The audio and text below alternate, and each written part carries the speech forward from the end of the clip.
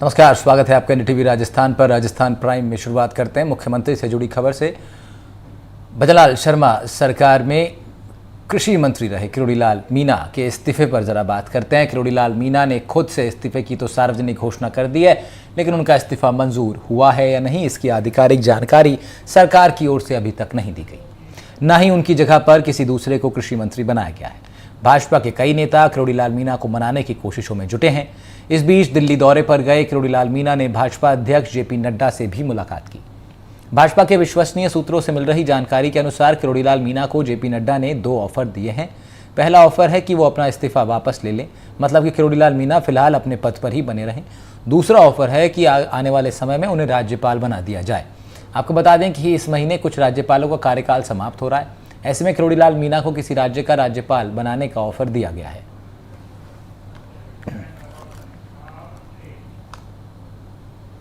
राजस्थान की राजनीति में किरोड़ीलाल मीणा के इस्तीफे के बाद से हलचल तेज है। अब इसी मामले पर पूर्व मंत्री और डॉक्टर किरोड़ीलाल मीणा की धर्मपत्नी ने कहा है कि जब डॉक्टर किरोड़ीलाल मीणा ने इस्तीफा दे दिया है, वापस नहीं लेंगे। लोग ये अफवाहें फैला रहे हैं कि बड़े पद की लालसा में डॉक्टर मीणा ने इस्तीफा दिया है, लेकिन ऐसा है नहीं। अगर ऐसा होता तो जब वो खुद मंत्री थी तब उन्होंने इस्तीफा वापस ले लिया होता। उसके बाद वसुंधरा सरकार में डॉक्टर मीणा पहले भी इस्तीफा दे चुके हैं, तब भी उन्होंने वापस नहीं लिया था। डॉक्टर किरोड़ीलाल मीणा को इसलिए दावा किया गया उनकी धर्मपत्नी द्वारा कि बड़े पद की लालसा नहीं है। उन्होंने शुरू से जनता के लिए काम किया है और जनता के बीच रहकर काम करते रहेंगे। इस पर पूर्व मंत्री गोलमा देवी से हमारे संवाददाता देवेंद्र नरूका ने खास बातचीत की है।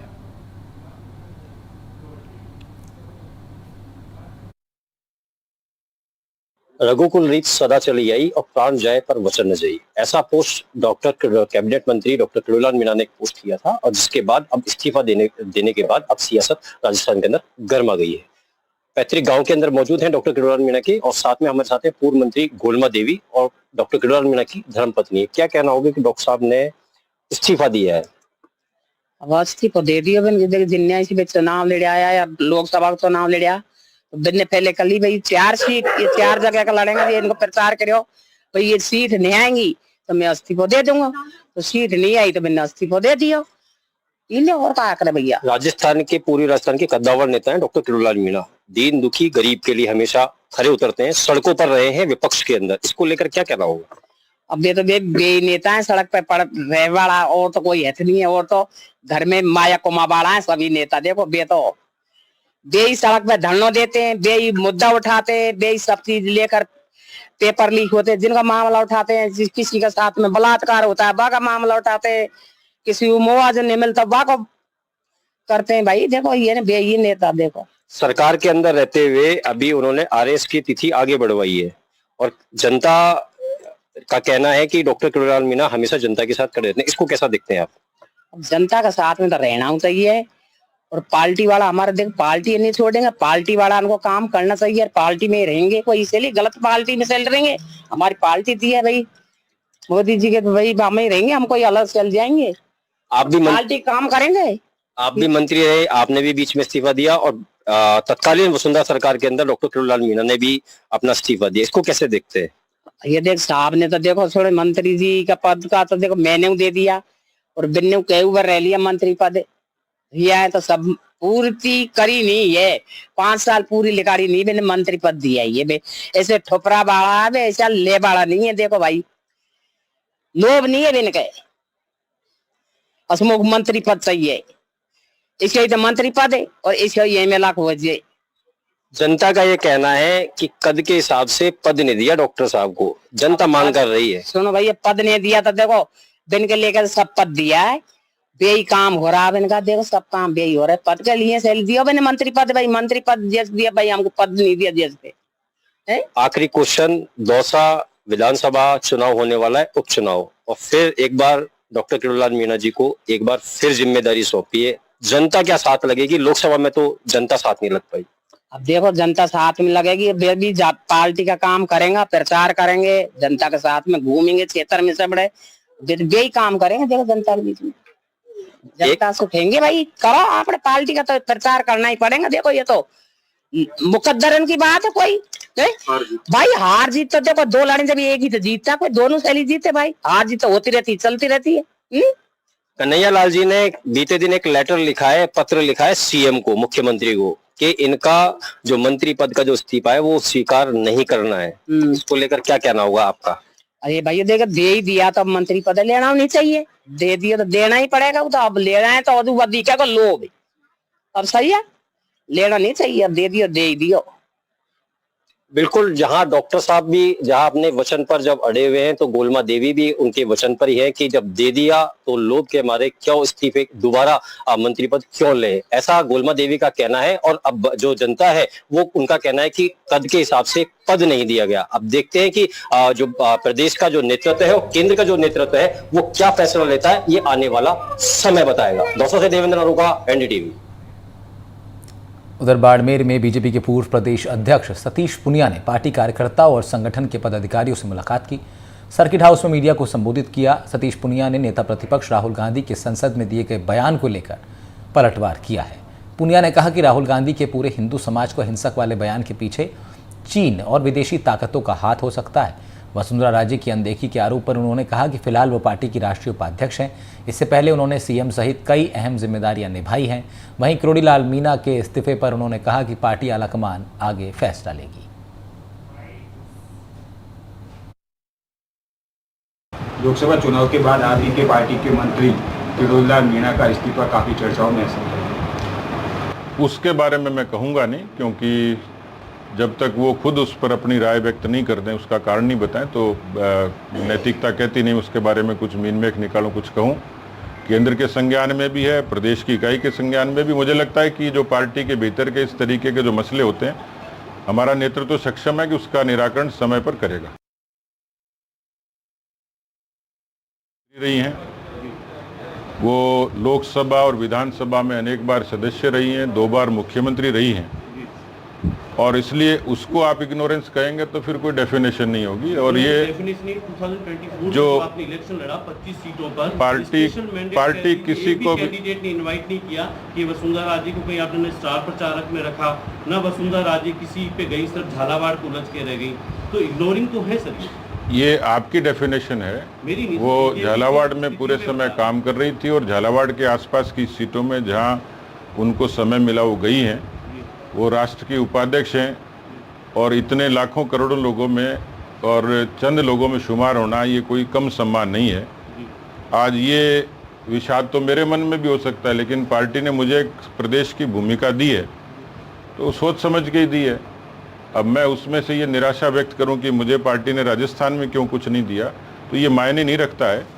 जब हमने पार्टी को अपना लिया तो कश्मीर से कन्याकुमारी तक आर्ग्यूमेंट नहीं करनी, कश्मीर से कन्याकुमारी तक और कच्छ से कामरूप तक पार्टी जो भूमिका दे वो हम लोग शहर स्वीकार करते हैं और उसमें काम करते हैं।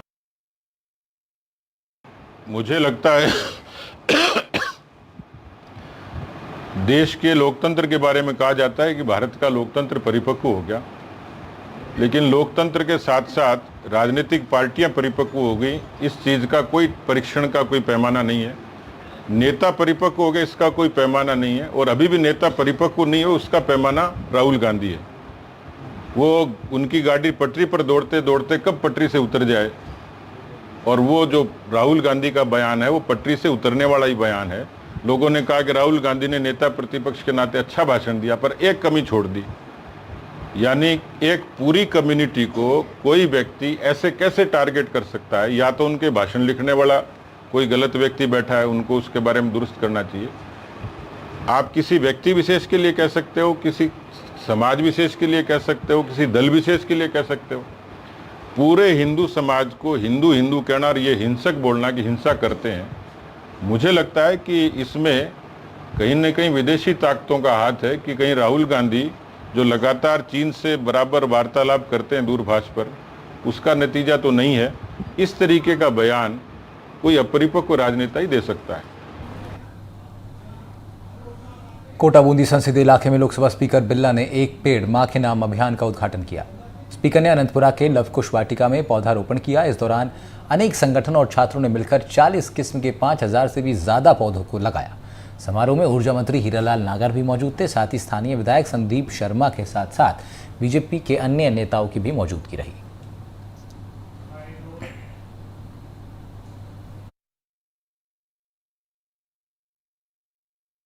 माननीय प्रधानमंत्री जी ने विश्व के देशों से भी आह्वान किया, भारत में भी आह्वान किया कि हमारी लाइफ स्टाइल पर्यावरण के अनुकूल हो, हमारी जीवन शैली पर्यावरण के अनुकूल हो।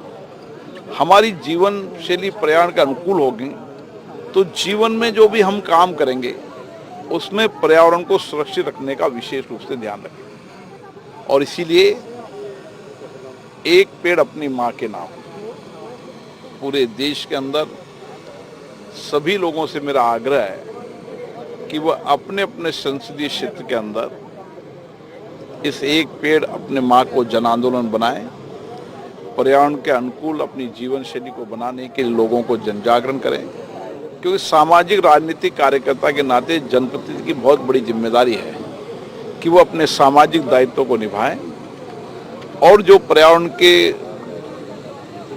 जलवायु परिवर्तन के जो प्रतिकूल प्रभाव पड़ रहे हैं उसको रोकने के लिए एक साझा प्रयास करें, सबके मिलकर प्रयास करें।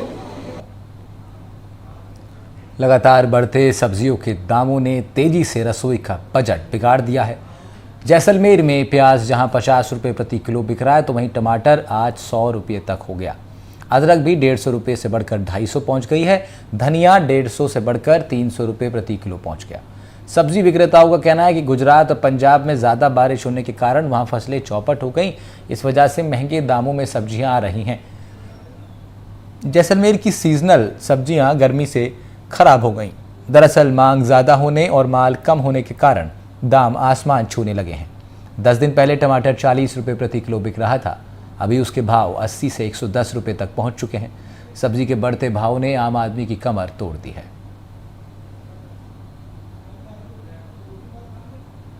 देश की पश्चिमी सरहद पर बसे जैसलमेर में सब्जी बाहर से आती है और पंजाब और गुजरात में ज्यादा बारिश के बाद सब्जी खराब हुई और डिमांड लगातार बढ़ी तो रेट भी बढ़ने लगे हैं।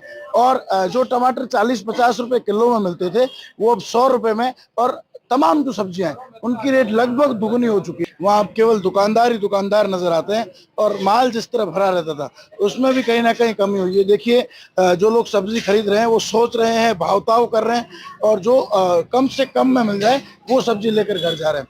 और जहाँ सब्जी मंडी में भीड़ रहती थी वहाँ आप देखिए इक्का दुक्का लोग आपको नजर आएंगे।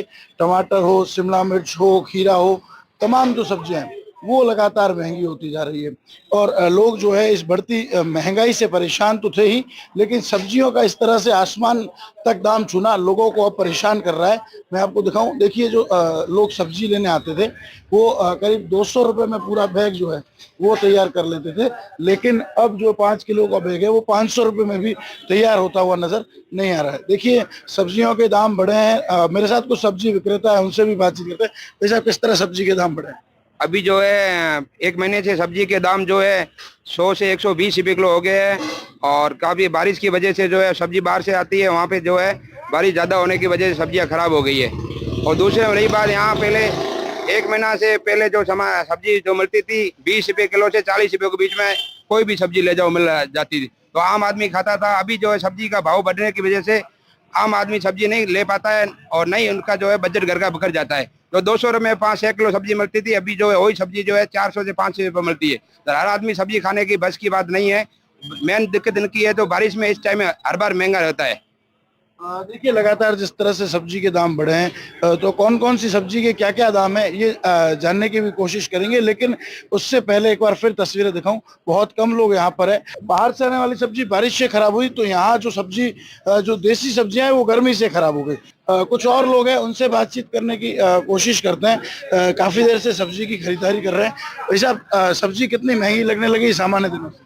बहुत ज्यादा महंगी लगने लगी है। जो 30 रुपए किलो टमाटर थे आज 100 रुपए किलो हो गए हैं। यहाँ पे महंगाई तो महंगाई है ज्यादा। देखिए जो 30 रुपए किलो में मिलने वाली सब्जी थी वो 100 रुपए किलो में मिल रही है। हमारे साथ कुछ महिलाएं, उनसे भी बात करने की कोशिश करते हैं। मैडम किस तरह परेशानी होती है जब सब्जी महंगी होती है? बहुत महंगी हो रही है सब्जी। भाई साहब किस तरह सब्जी महंगी हुई है, कितनी परेशानियां हैं? जैसलमेर में सब्जियां क्यों महंगी हो रही है, क्या लगता है? सब्जी आसमान का भाव छू रहे हैं, महंगी है बहुत, तो भी ले जानी पड़ती है, घर गृहस्थी में क्या करें। देखिए, जो लोग 5 किलो और 10 किलो के बैग भरते थे, वो अब 2 किलो के बैग में जो है वो सब्जी लेकर जाते हैं। भाई साहब, किस तरह सब्जी महंगी हुई है, कितने ज्यादा हो गई ये सब्जी? तो बहुत रेट बढ़ गया है। कल टमाटर था 80 रुपये था, आज 100 रुपये हो गए। बहुत बढ़ के जा रहा है, इतना महंगा हो गया पूछो मत। ये देखिए किस तरह से यहाँ पर जो लोग हैं सब्जी लेकर जा रहे हैं, और बहुत कम लोग जो है वो आपको मंडी में नजर आएंगे।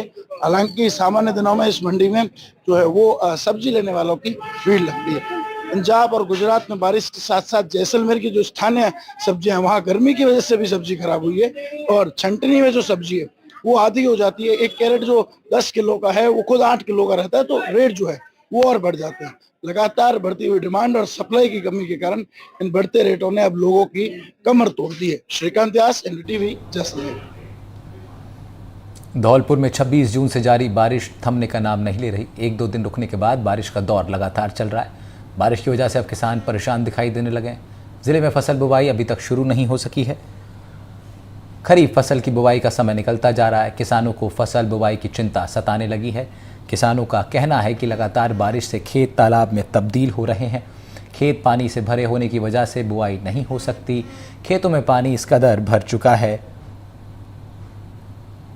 कि 15 दिन का समय नॉर्मल होने में ही लग जाएगा। खेत में जल भराव खत्म होने के बाद बुआई हो सकती है। बाजरा, दलहन, तिलहन, ग्वार, ज्वार, मक्का आदि की फसलों की बुआई का समय निकलता जा रहा है। उधर बारिश से मवेशियों के लिए चारे का संकट होने की आशंका जताई जा रही है। इन सभी के बीच मॉनसून विभाग ने पूर्वी राजस्थान में भारी बारिश की चेतावनी भी दे दी है।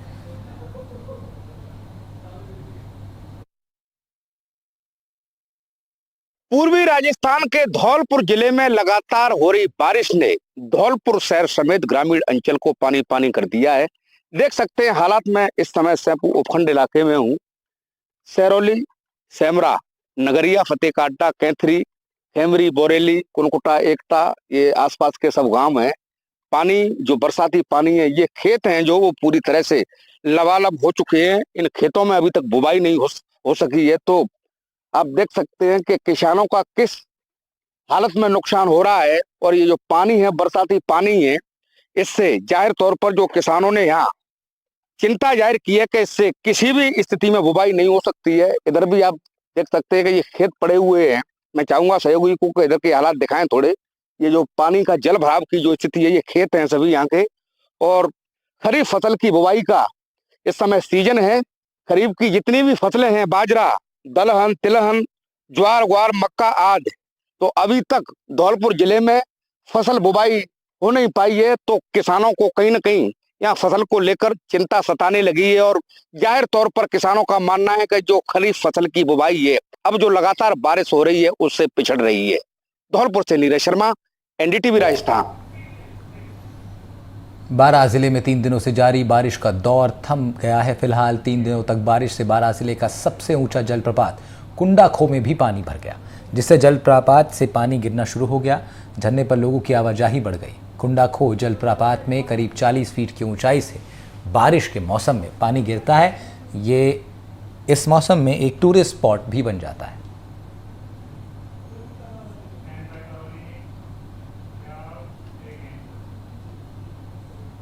करौली जिले में लगातार 5 दिन से सक्रिय मानसून के चलते बारिश का दौर जारी है। क्षेत्र में चल रही झमाझम बारिश के चलते जिला मुख्यालय सहित ग्रामीण क्षेत्रों में भी जल भराव की शिकायतें मिलने लगी हैं।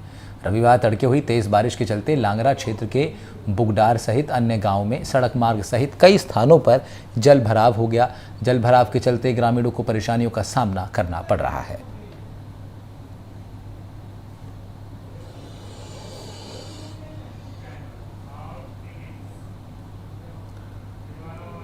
डीडवाना पुलिस ने एरिया डोमिनेशन के तहत चलाए गए अभियान में जिले भर के पुलिस थानों के 181 पुलिस अधिकारियों की 40 टीमों ने बदमाशों के कई ठिकानों पर सुबह 4 बजे धावा बोल दिया। कुल 54 बदमाशों को गिरफ्तार कर लिया गया। आपको बता दें कि जिला पुलिस अधीक्षक राजेंद्र कुमार मीना के निर्देश पर डीडवाना पुलिस ने आज पूरे जिले में सघन अभियान चलाया। इस कार्रवाई के दौरान पुलिस की 40 टीमों ने बदमाशों की घेराबंदी की। इस मौके पर आबकारी अधिनियम के तहत 4 प्रकरण दर्ज कर 4 आरोपियों को मौके से गिरफ्तार कर लिया गया। वहीं जिले के टॉप 10 में चिन्हित 4 बदमाशों को भी गिरफ्तार करने में पुलिस को सफलता मिली। इसके अलावा विभिन्न मामलों में लंबे समय से फरार चल रहे 5 आरोपियों को भी गिरफ्तार कर लिया गया। इस कार्रवाई के दौरान पुलिस ने 7 स्थायी वारंटियों को पकड़ा है, जबकि 170 BNSS के तहत 34 व्यक्तियों को शांति भंग के आरोप में गिरफ्तार कर लिया गया। इस कार्रवाई के दौरान अलग अलग थानों के 30 गिरफ्तारी वारंटों का भी निस्तारण किया गया।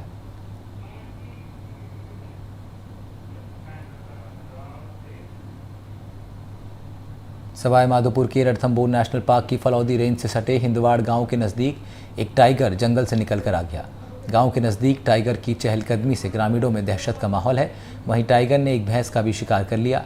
ग्रामीणों की सूचना पर वन विभाग की टीम मौके पर पहुंची और टाइगर की मॉनिटरिंग और ट्रैकिंग शुरू की गई। फलौदी रेंज के रेंजर ने बताया कि मौके पर मिले पैरों के निशान के आधार पर टाइगर T58 हो सकता है, जिसकी मॉनिटरिंग और ट्रैकिंग के लिए वन कर्मियों की एक टीम का गठन कर दिया गया। वन कर्मियों की टीम टाइगर की लगातार ट्रैकिंग और मॉनिटरिंग कर रही है। फिलहाल भैंस के शिकार के पास ही टाइगर का मूवमेंट बना हुआ है। इसके चलते वन विभाग ने ग्रामीणों से खेतों की ओर ना जाने की अपील भी की।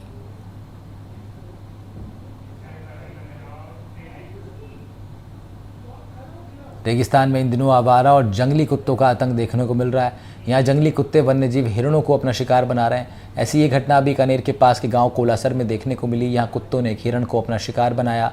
घटना के बाद वन्यजीव प्रेमियों ने घायल हिरण को वन विभाग को सुपुर्द किया है। वन्यजीव प्रेमियों ने वन विभाग पर लापरवाही का आरोप लगाया। कहा कि विभाग की लापरवाही के चलते ही ऐसी घटनाएं बढ़ रही हैं।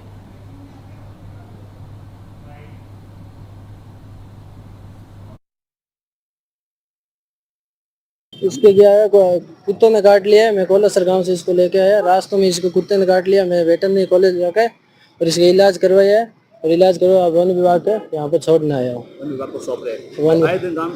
आए दिन क्या है, गांव में कुत्ते काट रहे, इसलिए वन विभाग की टीम को थोड़ा सा उसको इलाज और बढ़िया जैसे तरीके से सुरक्षा करनी चाहिए और बढ़िया तरीके से इसकी देखभाल करें। टोंक में भारी बरसात के बाद बनास नदी में पानी का बहाव तेज हो गया है। बनास नदी पर बना ईसरदा कॉपर डैम पानी से लबालब भर चुका है, लेकिन बनास पर बन रहा ईसरदा बांध पानी जमा होने की उम्मीदों पर भी पानी फिर गया है। बनास में पानी की भारी आवक के बाद बांध पर निर्माण कंपनी के लोग अपनी मशीनरी समेटते नजर आए, जिससे दौसा, सवाई माधोपुर के 6 शहर और 1256 कस्बों को अब अगले मानसून तक इस बांध के पानी का इंतजार करना होगा। बांध का निर्माण अब तक करीब 80% पूरा हो चुका है। तीसरी बार बांध का काम पूरा होने की डेडलाइन अगस्त 2024 है, पर भारी बारिश ने बांध के तय वक्त पर पूरा होने की उम्मीदों पर एक बार फिर से पानी फेर दिया। 10 सालों में 3 बार बांध के पूरा होने की डेडलाइन बढ़ाई गई है। फिलहाल 10 फीट की भराव क्षमता का कॉपर डैम लबालब होकर ओवरफ्लो करने लगा है। इस बांध का निर्माण 1856 करोड़ की लागत से हो रहा है। उधर बनास नदी की बाढ़ की वजह से बनेठा से ईसरदा शिवाड़ जाने वाला वैकल्पिक सड़क मार्ग भी बंद हो गया है। तस्वीरें आप देखिए किस तरह से पानी भरा हुआ है और इसकी वजह से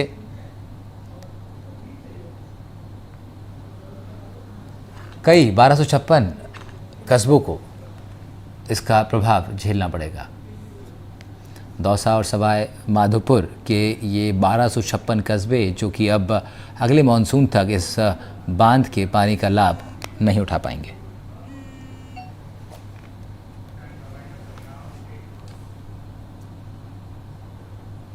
फिलहाल राजस्थान प्राइम में इतना ही। अन्य खबरों के लिए आप देखते रहिए NDTV राजस्थान।